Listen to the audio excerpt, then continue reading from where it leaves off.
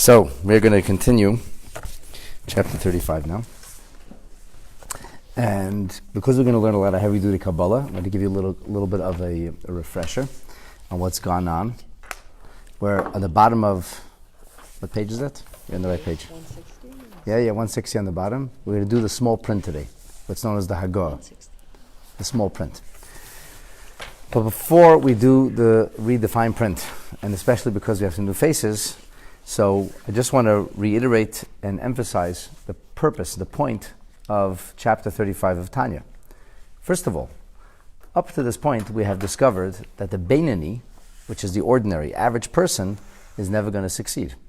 Meaning he's never going to rid himself of the eye. The eye. Well, it's much more than the eye. He's not going to rid himself of his lusts and desires and cravings and selfishness, which is an expression of the eye, but an ugly expression of the eye. It's not a positive expression, it's a negative expression. And the person struggles with himself and tries to overcome all these little demons, and they keep coming back. And you never get rid of them. So the tzaddik is a person who actually transcends these limitations. The tzaddik to some degree becomes superhuman. The tzaddik moves into the next level. He breaks the atmosphere, goes into orbit. He doesn't have to fight with his Yetzer Hara anymore. But average people, no matter how many times they study Torah, no matter how many mitzvahs they do, they're still in the same place. They never really get anywhere.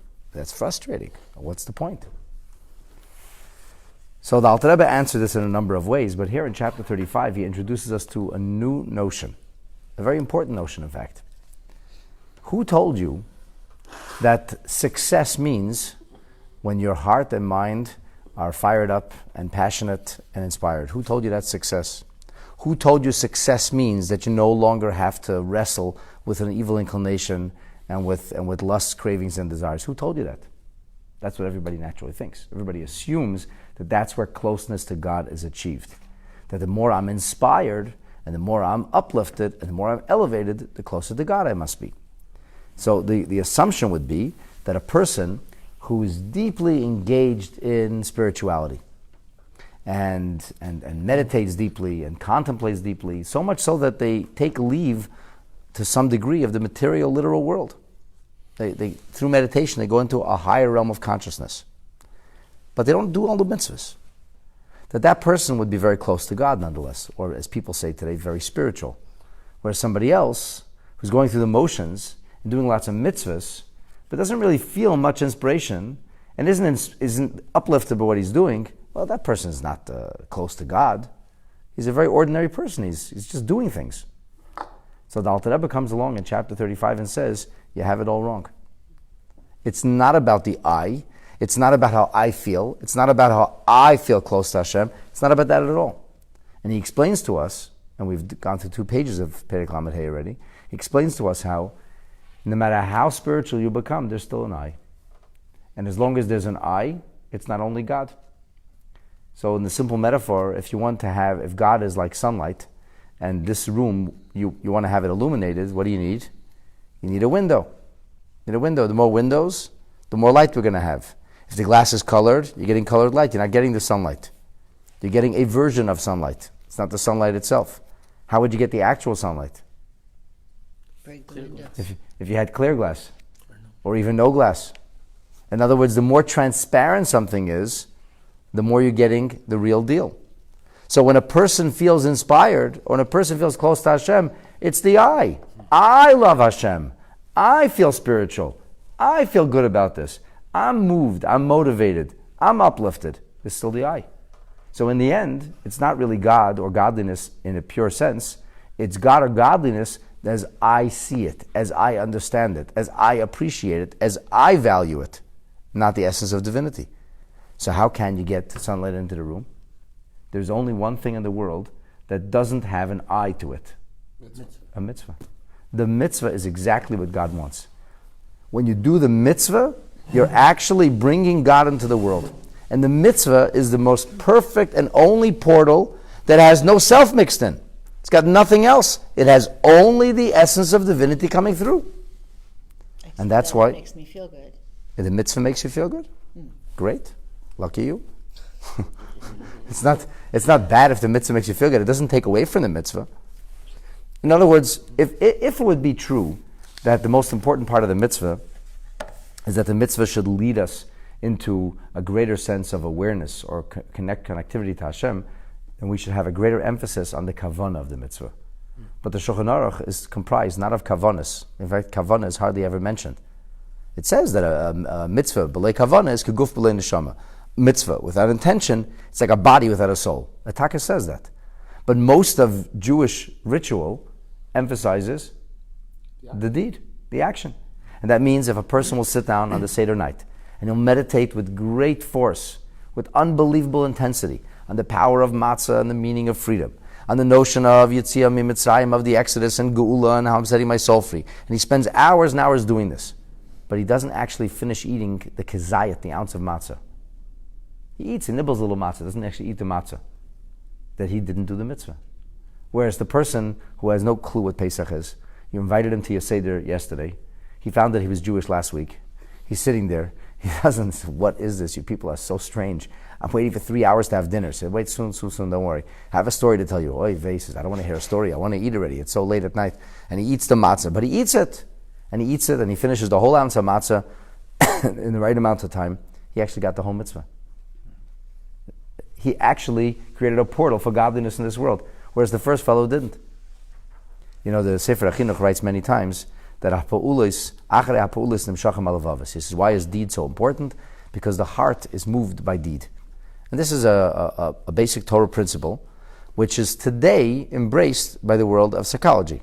But it wasn't always. Only today it is. That if a person wants to change, how should they change?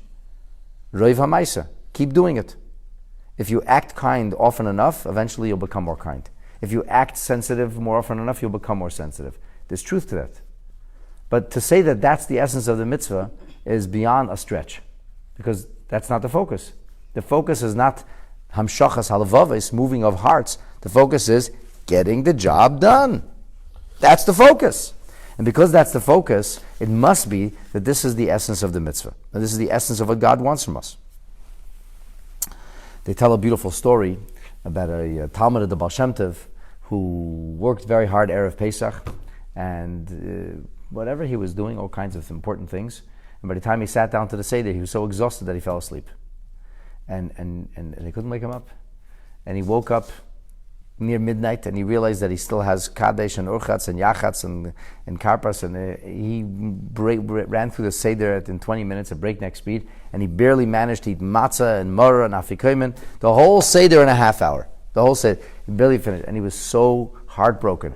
He felt literally as low as the ground, low as the floor. He was, this is a Seder. There was no contemplation, there was no meditation, there was no force, there was no spirit, nothing. He just went through all the motions, and he felt terrible. And so the next day, he decided he's going to get a nap during the day, and he got himself a good nap, and he prepared properly, and he came to the Seder, and he was on fire, and he was everything, he was thinking the Kavanas HaRizal when he did everything, and he tried to share as much of it with the people on the table, and he had a fantastic Seder. It was amazing. He felt great about it. And then he ate matzah, and he ate maror, and it was a luxurious amount of time. Everything was done as it should be. He felt wonderful. And then afterwards he sang his songs till the wee hours of the morning. A little while later he's by his Rebbe, and the Baal Shem Tov says, you should know your Seder made a tremendous impact in heaven. So the man said, yeah, I know, Rebbe, the second time I took a nap and I prepared. Baal Shem Tov said, no, the first Seder. The first Seder. Why? Because the second Seder was full of I. He was making a Seder. He was contemplating. He was serving Hashem. It was an ego trip, his expression of self. Holy ego, much higher than our egos, but still, there was not a lot of I mixed in. Whereas in that first Seder, there was no I whatsoever. He actually managed to be rid of the I for a little while because he felt so bad about having missed the opportunity of doing what he called a Seder right. And this is really the point. This is really the point of Perek Lamed Hey. So what this does is it provides a tremendous amount of comfort for the Beinoni who's so frustrated that he isn't changing and he hasn't transformed himself. And Alter Rebbe says, why are you frustrated? You mean I haven't accomplished anything? And Alter Rebbe says, you've accomplished everything. Keep doing mitzvahs. Because Karev Elecha Adavar Ma'od, that this Yiddishkeit thing is exceedingly close, that you should be able to do it. First and foremost, you should be able to do it. Yes, the heart is important. Yes, the mind is important. Sure, it's great to have a sense of spirituality. And if you could be happy with a mitzvah, amazing. That's great. It's all gravy, as they say. Extra credit. But the most important thing is actually to do the mitzvah. And when we do the mitzvah, that becomes the archetypal vehicle, the perfect convention to allow the presence of Hashem into this world. And that's the power of a mitzvah, and that's the power of deed, and that's the comfort for the ordinary, everyday person who can't change his inner workings, but can necessarily do everything that Torah ordains for him. Okay, so that's basically a synopsis of what we learned in Perek Lamed Hey. And the Alter Rebbe went through this, and he demonstrated it's not a new idea. He showed it to you from the Zohar. The Zohar talks about this, the Yenuka, and talks about this idea of the shemen, the oil, and the fire. And we said the soul cannot fuel the lamp. It has to be fueled only by oil. And what is oil? What is fuel? A mitzvah. Why is a fuel mitzvah? The Alter Rebbe went through all this and explained this and so on and so forth in a very, very solid way. And now, having gone this far, the Alter Rebbe is going to demonstrate to us how this is a truism which is found in the teachings of Kabbalah. This truism. And it's not what the Alter Rebbe comes to do, but kind of once you learn this, you'll also have an appreciation of how Chassidus illuminated the teachings of Kabbalah. Because without this teaching of the Maggid of Mezrich, and without what we learned in Perek Lamed Hey, there's a certain statement which is made in the Kisvei HaRizal that doesn't seem to make any sense. Just doesn't add up. But based on everything we learn, it makes perfect sense. All right, so let's look at the fine print. You understand everything we've said? You get it? Alter Rebbe says like this. Now we're going to talk about different worlds. Different worlds. Why? What's the point of talking about worlds? Sounds kind of weird and outlandish. Well, the point really is this. The only way we can understand how limited our world is by understanding that there are other realities beyond us. Otherwise, we think this world is fantastic. We think this world is the be-all and end-all, a great place to be. It is kind of a great place to be, only for one reason. Because this is the only world that you can actually do mitzvahs. In the other worlds, you can't do mitzvahs. So I think the Rebbe Rashab once said that the highest angels would give all of their revelation away for a simple Amen Yehi Shmei Rabba, or for a child kissing a Sefer Torah. In other words, that which is accomplished in the actual realm in this world is far greater than all revelation in the higher worlds. So what is the difference in this world and higher worlds? What does it even mean, a higher world? What does it mean? So the thing with this world is, what we call Olam Hazeh, or Olam HaMaaseh, the world of action, is that this is the world in which God's presence is not seen at all. At all. Sometimes we'll see phenomenon that seems to indicate the presence of God. For example, something we can all see every day is Hashgacha Pratis, divine design, where things happen to work out in a certain way.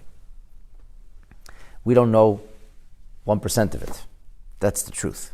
Because God is orchestrating all events all around the world so that all of them are perfectly interlocking so that everything is exactly the way it should be. And the Baal Shem Tov taught that when a leaf falls off from a tree, that too is with Hashgacha Pratis. And he even demonstrated once, told one of his Talmidim to go pick up the leaf, and they saw a worm underneath, and he said the worm was hot under the sun, and it was praying, and Hashem released the leaf to cover the worm to give him shade. So this sounds off the walls, especially if you're scientifically inclined, and you know about the butterfly effect, and you know that a leaf falling off in Canada could have everything to do through 10,000 chain reactions with a butterfly flapping his wings in China. Yes, all true, it's science, it's been proven, and yet HaKadosh Baruch Hu has all of this interacting. Does that make sense to the human mind? 100% not. It is not fathomable for us. But that's what we believe in. That's why there's an emphasis. I don't believe that God created the world. It makes perfect sense to me. I don't have to believe that. To think that the world created itself is ridiculous to me. I was sitting recently in an Uber, and the driver told me that he's of a particular faith system that doesn't believe in monotheism. So I said, so what do you believe in? He believes in a multitude of, he believes in karma and different gods and the pantheon of different spirits. And so I said, so who created, which one of those gods created the world? No, nobody created the world. The world is a world that just created itself and these spirits. So I said to him, do you believe that this car put itself together? Sitting in a car. No, he said, that's ridiculous. I said, no. What if I'm telling you, I'll prove to you the car put itself together? He said, it's impossible for you to prove that. You can't prove that, it makes no sense. I said, I'm telling you, there's like a whole scientific explanation how the car put itself together. And not only that, your iPhone also put itself together. And it happens to be that everybody's iPhones put themselves together in exactly the same way. So he said to me, what are you talking about? This sounds crazy. Are you a crazy man? I said, no, but that's actually what you told me when you said the world created itself. I said, the universe is infinitely more sophisticated than everybody's iPhones put together. And more sophisticated than this car. And more efficacious. And you believe that happened by itself? And at some point he said to me, okay, fine. Okay, you're right. So it has to be a creator. I said, good. So if there has to be a creator, let me tell you what he says. I told him about the Sheva Mitzvahs. And he was makabel. I said, okay, I hear. I think I do most of this already, but okay. Like the point is, we don't have to believe there's a God. We can know there's a God. It makes sense that this world is not an accident. To say that God is intimately involved with every single detail of creation at all times is something we have to believe in. That does not make sense. It is not possible for the human mind to conceive of that.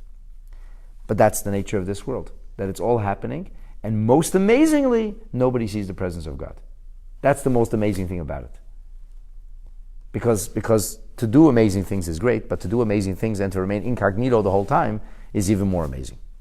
As it says in Shayachet V'Emunah, that the discipline of divinity, or the concealment of divinity, is even greater than revelation.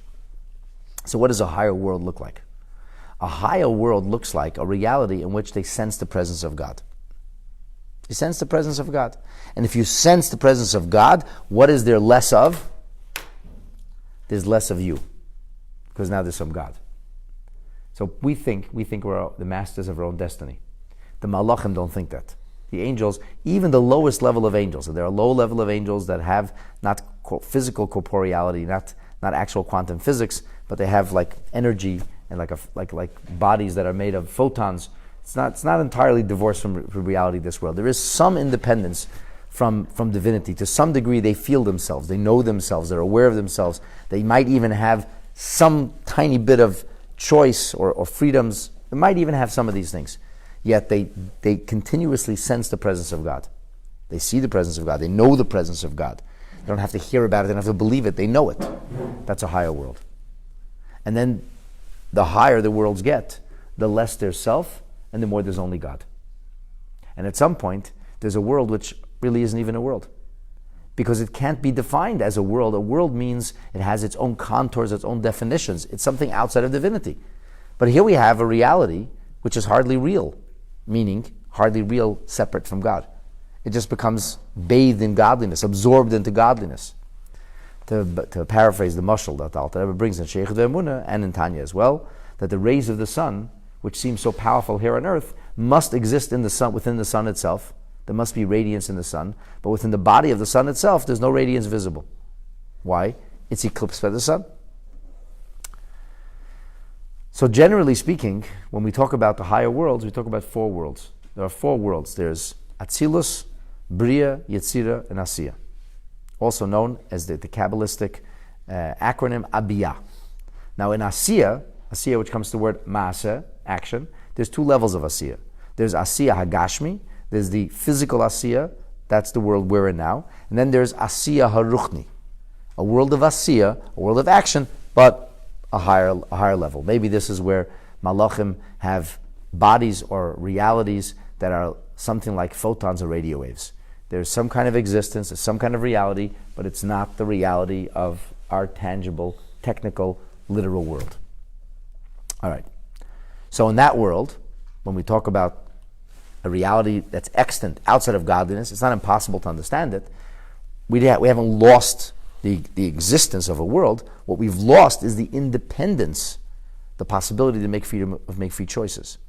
Because when you're living in Elam Haruchni, Asiya Haruchni, you know the presence of God. You can't really misbehave. For one a lame metaphor, no kid is selling drugs when there's a cop standing right next to him. You see the presence, you see the law. You can't play games. And then from the world of Asiya, we go to the world of what's called Yetzira. Yetzira means formation. So here, this is a world that has no action attached to it. There's only formation attached to it. It has a form. So just like we take physicality, and physicality has a form ascribed to it. So for example, this is not a conglomeration of wood and melamine or plastic and metal, this is a table. That's the form it has attached to it. Of course, that form could be destroyed, and you would still be left with matter. So the form is a bit of an intangible. But the form is what we see. This is a pair of eyeglasses. This is a book. That's a cup. Well, really, it's just pulp. This is also pulp. Intrinsically, there's no difference in the book and the cup. They're both made of pulp. There's no difference between the iPhone that's filming this and the table, the inanimate table, which can't really do much other than hold our items and our books. But we don't look at them as conglomerations of quantum physics. We look at them for their form. In other words, form does not require physicality. I mean, it does require physicality, but the form itself isn't physical. The form itself is somewhat spiritual or somewhat non-tangible. The form is a non-tangible. We understand it in our minds. We take things conceptually we see them in their form. We don't see them for their physicality. That's the world of Yetzirah. So the world of Yetzirah, if you could have a difference of that, there's matter, and then there's Antimatter? No, not antimatter. Too Star Trekky for you?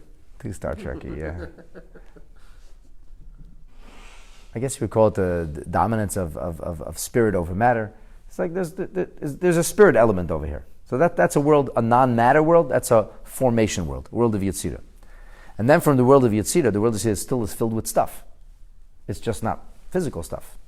It's form without physicality. So for example, if you were now in the world of Yetzirah, we would recognize each other, we would know each other, but we wouldn't know each other from a physical form. We wouldn't have any physicality attached to us. So how would you recognize? Well, how do you know the difference between calculus and long arithmetic? Well, I mean long division. It's a different form of math. How do you know the difference between one song or the other song? What do you know the difference between one form of music or another form of music? How do you know there's one discipline of accounting and another discipline? They're conceptual things. They're not physical things. We're able to separate them, not because they have colors attached to it. Right? If I ask you what color is long division, what will you answer me? Red, blue, purple? Is it sweet? Is it dense? Is it hard? Is it soft? Definitely black for somebody. Definitely black. Okay. I could be in the dark. I say I could be in the dark, but it doesn't have physicality attached to it. So we're able to make these divisions. We understand different things without having. There's all kinds of conceptual things, which in our mind we understand concepts without physicality. That's the world of Yetzirah. A higher world is the world of Bria. The world of Bria means creation. Creation means that it is a world. Okay, could you please define it? I don't know how to define it. We already have no metaphor for it in this world. We have no metaphor for Bria. Bria is already beyond us. Because Bria is Nivra, it's created by God. What exactly is it? I don't know. It doesn't have physicality, it's not the world of Asiya. It doesn't have form, it's not the world of Yetzirah. It's loftier than that. And because it doesn't have any I, at least not an identifiable I, what is felt in the world of Bria? Primarily divinity. Primarily godliness. But it's not all godliness, there's still Bria. It's still a creation. It's still something that's outside of God. And then the highest world is Atzilus. And Atzilus is not even created. Because created means it's separate from God. But it can't be separate from God. Because it's separate from God, then it would have to be. But it isn't. So if you ask Atzilus to be or not to be, Atzilus says not to be. I don't want to be. I don't even know what to be means. And in fact, we don't use the word for Atzilus, we don't use the word God created Atzilus. You can't say God created. We use the word Hatzalah, V'hafrasha. Atzilus is somehow separated. It's other than the essence of divinity, but it's not really created. To help you understand these four different levels, we actually have four different levels within our own psyche, within our own persona. We have the realm of action. Action is separate from us. It's things we do. I am not what I do. I could be forced to do things I don't want to do. But the action that I carry out is very, very tangible, very technical, very much, once the arrow leaves the bow, it's gone. Once your words, okay, we'll get to the words in a minute. Then we got the speech, communication. Communication is much more personal. When a person communicates, they are communicating. They are expressing themselves. When you hear somebody's voice, you know immediately it's them. When you read somebody's words, if you're familiar with their work, you know this is this person. Because communication has the stampings of your persona all over it. Communication is like form, not like matter. It's like a difference between action and words is the difference between the world of Asiya and the world of Yetzirah. It still has, if you will, it's still part of this world. It's still communication. It's still an expression. In fact, the words you utter can then take on a life of their own, as many funny politicians have discovered, or not so funny politicians, that words they said when the mic was still on, all of a sudden came back to haunt them. Or somebody said, I heard them say such and such. Or a person actually said such and such without thinking twice, and then 50 years later said, oh yeah, I never meant to say that. So words are to somewhat physical. In fact, the Gemara says, Akimus fasayim havimaisa.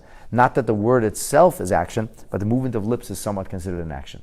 Even though it's an action, we don't choreograph. Nobody thinks about moving their lips. It happens automatically. What's deeper than that? Deeper than that is thought.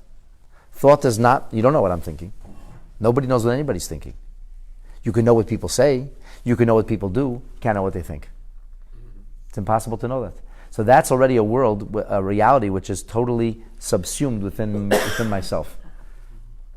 My thoughts, your thoughts. I can choose to share my thoughts or not.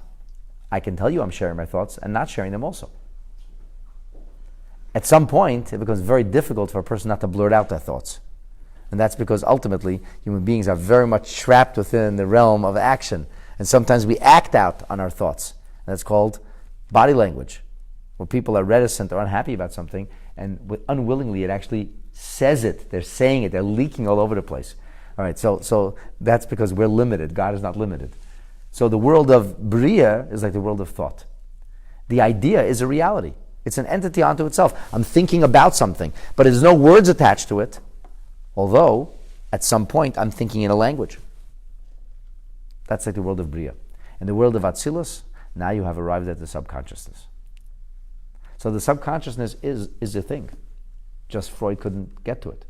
He would have liked to get to it. He said, I'd love to see the subconsciousness, but we don't know how to get to it. We can see symptoms of subconsciousness. We cannot identify or reveal subconsciousness in and of itself. The person himself might know what a subconsciousness is. That was part of whole Freud's thing. You're doing this because you're subconsciously motivated to do it, and we can figure that out going backwards. We're looking at your deeds and looking at your speeches and your thoughts. We can know eventually what might have motivated this, where it might have come from.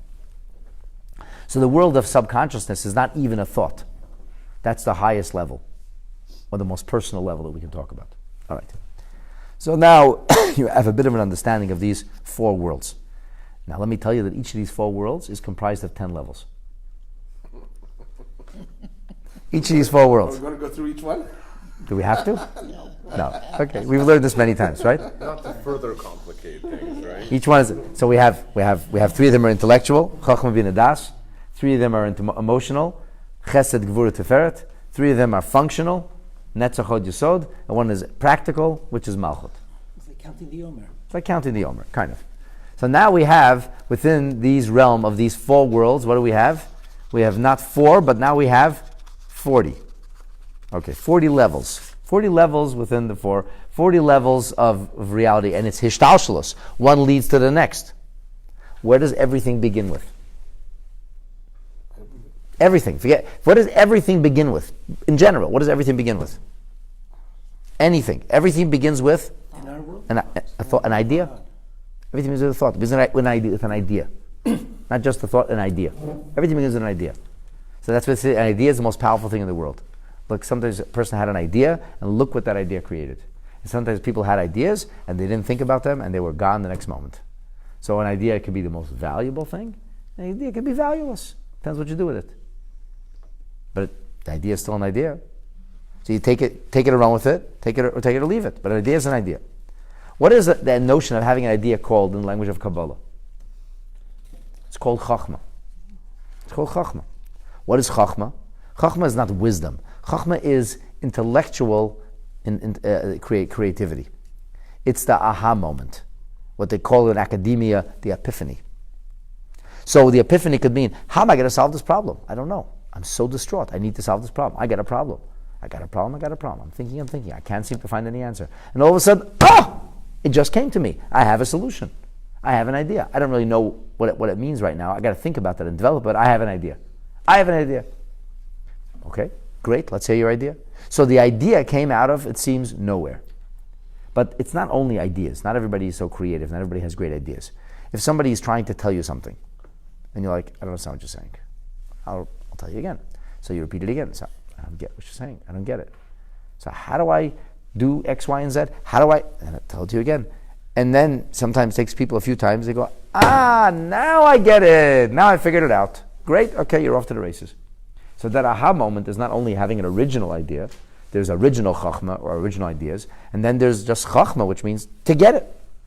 When you get it, that's an idea. It all begins. Once I got it, now the process begins. Once I got it, I contemplate. I develop the idea. I take it to the realm of practicality. I develop an opinion, or I become biased towards it. I decide to do something about it. That's chachma bin das. Then there's the idea of gvura, of chesed, pardon me.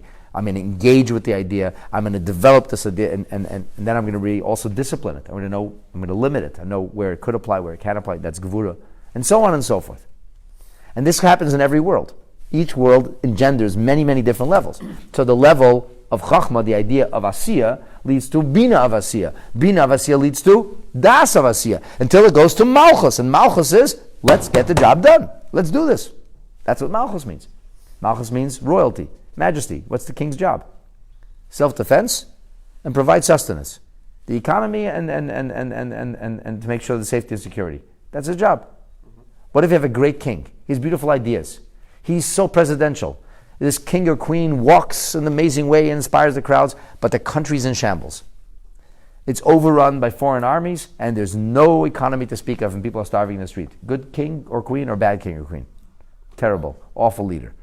What about the leader who's not so charismatic? They have to try to prop him up and dress him up and tell him how to wave, and the guy is so wooden, he barely could get out there and do what he has to do. Very little charisma, but an amazing administrator. What would you say then? Say, well, I guess that's a good king, because the country's running. If you want to have fun, hire a Hollywood actor. If you want to get the country running, you got the country running. So governance, good governance is what it's about. That's malchus. But that's when you got to get it done. This whole process happens in the world of Yetzirah as well. So there's formation in the idea level of formation, and the contemplative level of formation, and the das level of formation. And the same process is also found in the world of Bria. And guess what? The same process is also found in the world of Atzilus. And the highest level of this whole 40 degrees is called Chachma of Atzilus. You know, when the Alter Rebbe used to write the word Atzilus, he couldn't finish writing the word. He became so overwhelmed by the profundity because he understood what he was writing. Okay, we just could say Atzilus, no problem. This is like divine subconsciousness, the subconscious of the divine persona. So the highest level is Chachma of Atzilus. Now, most people will tell you that Atzilus is where godliness resides openly. Of course, godliness, there is no I. Comes the Alter Rebbe now in the footnote, and he says, as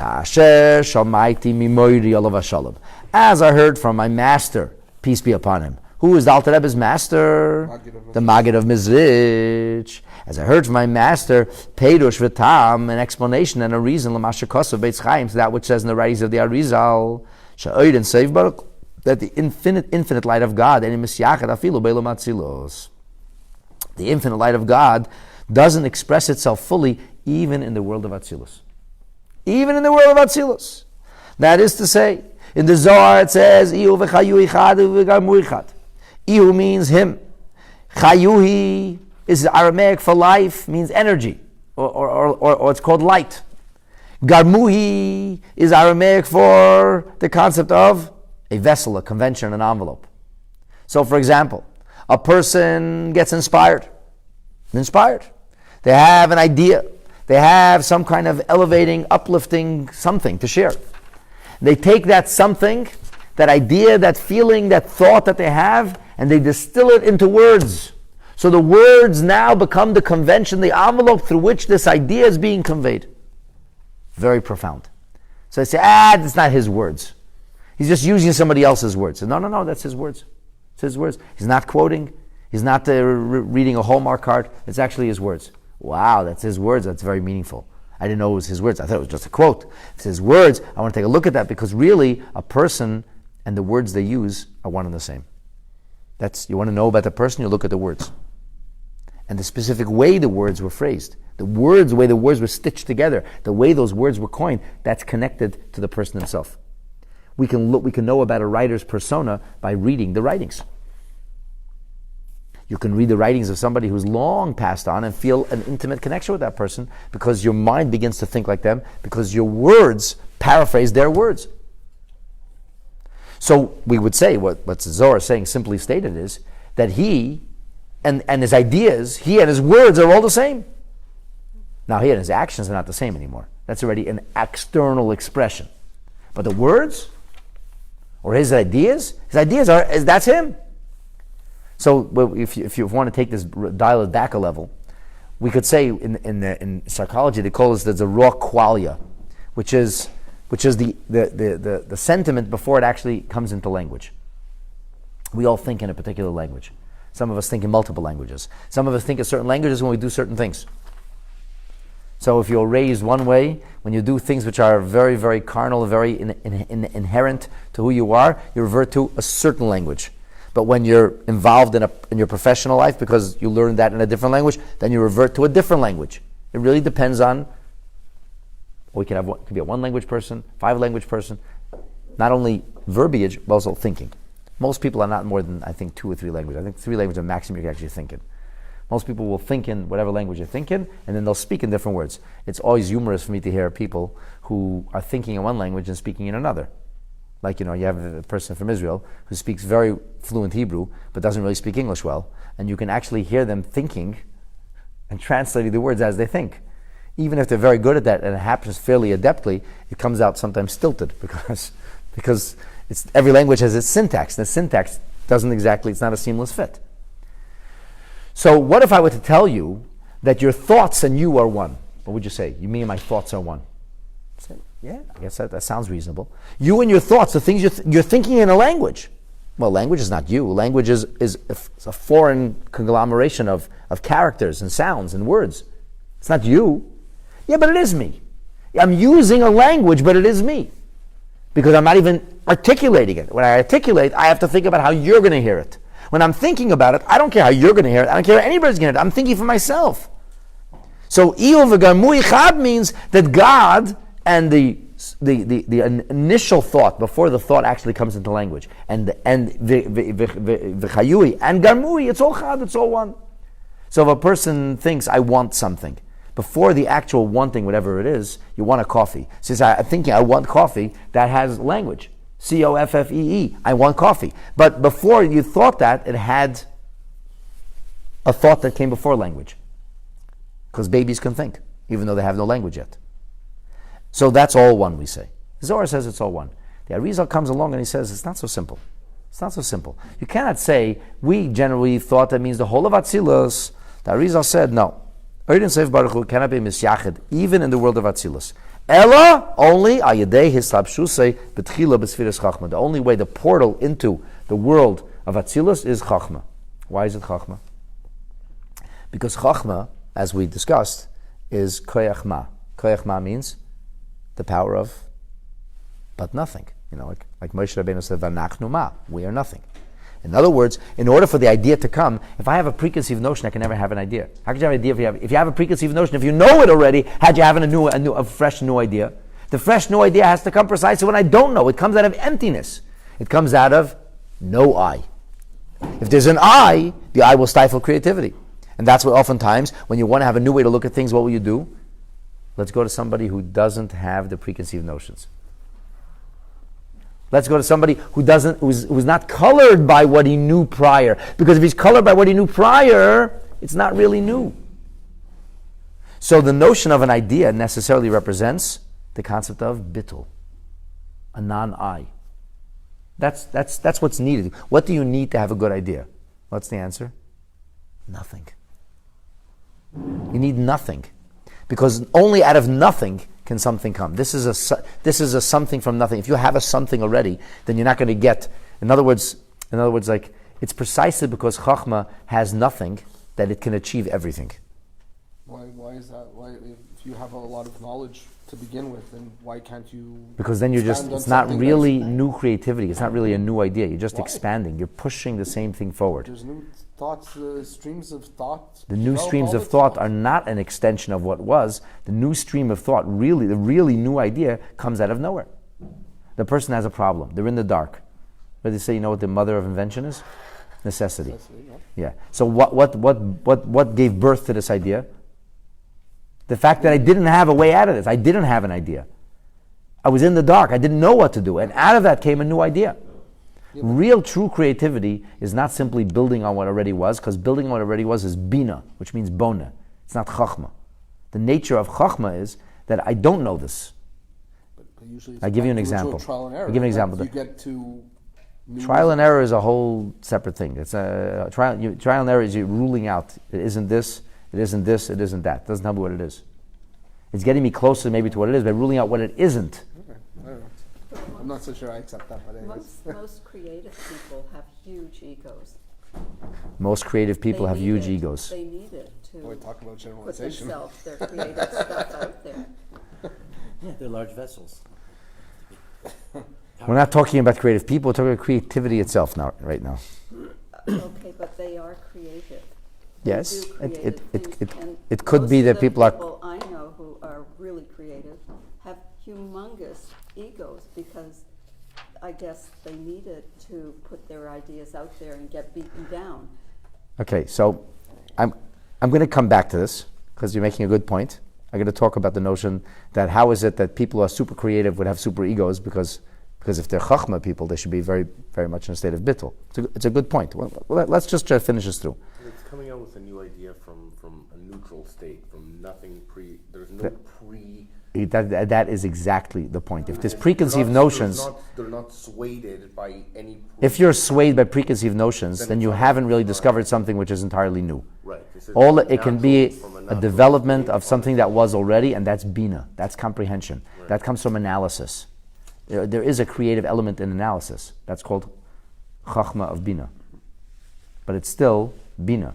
It's just the chachma element of bina. There's a creative. Einstein's theory of relativity, that came about because just out of nothing, or because he had so much knowledge from previous experiences? It and wasn't- sort of that What's the you know, proof? I'm just using No. something. Let's talk about Einstein. What's the proof that what Einstein came with wasn't a building on what was there before? Because it's entirely new. Okay. But It's entirely new.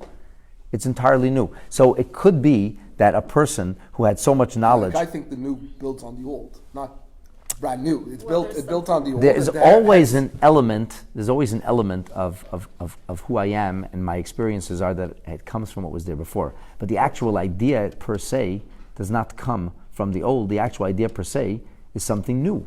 Something comes from what they call the collective unconscious. The collective unconscious. You know what this is like. It's like the 49 steps in the 50th gate. The 50th gate cannot be achieved. You can't count up to the 50th gate. You can never get the 50th gate. You can only count the 49th gate. But only after you exhaust all your possibilities, then you reach the abyss, then you reach the edge, then you're able to spring into something which is new. Or it's from nothingness. Finally, your mind goes into. So you need not to bring anything yourself else. into that, Yes. having ruled everything else out. When does the person get the idea? Only after they ruled every other possibility out. Then many possibilities, ruled at every possibility, and then they came to the aha moment. Having not ruled at every possibility, they wouldn't come to the aha moment. But the aha moment, or the new idea, cannot simply be a continuation of what was, because then it's still bina. That's not chachma. And maybe that's why the ego is necessary in In order to get there, Yes. maybe. So v'hainu, this is what really what the Arizal says. Sounds very strange. The Arizal says godliness can only be in Atzilus through the portal of chachma. What does that mean? Arizal didn't explain. That's what it says in Kisra Arizal. So Chassidus explains the writing of this teaching of Kabbalah. Without Chassidus, it's impossible to understand what the Arizal meant. Chassidus says that the point is, as we learned in Perek Lamed Hey, that the only area that can actually reveal godliness is total bittul. The only thing that can allow the sunlight to filter through with all of its profundity is the clearest of glass. So only when it's absolutely self-abnegating to the point that it isn't, that's where godliness can enter. In other words, what's the window that allows actual Eir and Seif into Atzilus? The only window is Chachma, because that's the nature of Chachma. Chachma is that glass. Chachma is that ability, which isn't an ability. V'hainu mishum she'ein Seif Baruch Hu echad ha'emes hu levadehu ve'ein zulasei. Ein Seif Baruch Hu, the infinite light of God, by its definition, if you will, or non-definition, is that there is nothing other than it. Is it and only it. The moment there is something else, that's not it anymore. So therefore, Oyer and Seif cannot come into Atzilus because Atzilus is still in it. It may be not an I, but it's in it. And if it's an it can't contain the Chachma Ered and Seif, because Ered and Seif can only be where there is Hu ve'ein zulase, he and nothing else. And therefore the portal into even the world of Atzilus is Chachma Atzilus. Now think about this. If even the world of Atzilus can only have godliness in it, because that's Chachma Atzilus, how much more so that those most refined and sensitive soul will never be able to actually fully reflect the presence of God. Why? Because even the most refined and the holiest, the most sensitive of the souls is still an I. And so we talked about it, Perek Lamed Hey, is an I.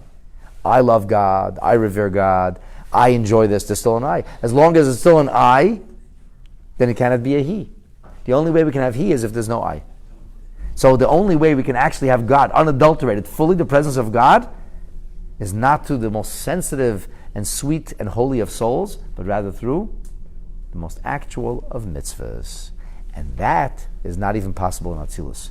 That's only possible in Elam Haza Hagashmi. And that's why even in Atzilus, they crave a mitzvah in this world. Because they understand that only an actual mitzvah, and nothing but it, can actually contain the essence of divinity. It's pretty profound. So now you learn some heavy-duty Kabbalah, and you see how the teachers of Kabbalah actually reflect this truism. Even the Kabbalistic formula, that's the footnote here. The Kabbalistic footnote shows us how even within the most sophisticated and nuanced of Kabbalistic writings, this basic truism is expressed. To be continued.